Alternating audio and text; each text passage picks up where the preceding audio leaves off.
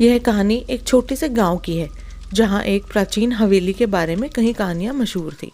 कहा जाता था कि हवेली में रात के समय अजीब अजीब आवाज़ें आती थी और वहां जाने वाला कोई भी व्यक्ति वापस नहीं लौटता था। एक दिन गांव के एक नौजवान अर्जुन ने इस रहस्य का पता लगाने की ठानी। गांव वालों ने उसे मना किया, लेकिन उसने हिम्मत दिखाई और रात के समय हवेली की ओर चल पड़ा। हवेली के पास पहुंचते ही उसने देखा कि हवेली के दरवाजे खुद ब खुद खुल गए। अर्जुन ने धीरे धीरे कदम अंदर रखा और चारों ओर देखा। हवेली के अंदर हर तरफ धूल जमा हुई थी और जगह जगह मकड़ी के जाले थे।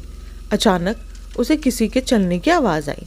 अर्जुन ने अपने दिल की धड़कन को शांत करने की कोशिश की और उस आवाज़ के पीछे पीछे चलने लगा।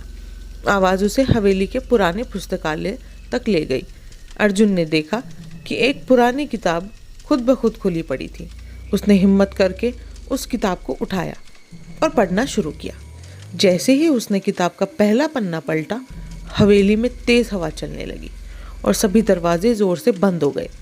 अर्जुन डर से कांप गया, लेकिन उसने किताब को पढ़ना जारी रखा। किताब में लिखा था कि इस हवेली का मालिक एक जादूगर था जिसने अपनी आत्मा को इस किताब में कैद कर दिया था। जो भी इस किताब को खोलेगा उसे उस जादूगर की आत्मा को मुक्त करना होगा, वरना उसकी जान खतरे में पड़ जाएगी।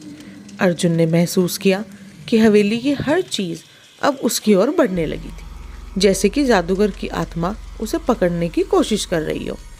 उसने जल्दी से किताब के अंतिम पन्ने पर पहुंचा, जहां उसे जादूगर की आत्मा को मुक्त करने का मंत्र मिला। उसने हिम्मत जुटाई और मंत्र पढ़ा।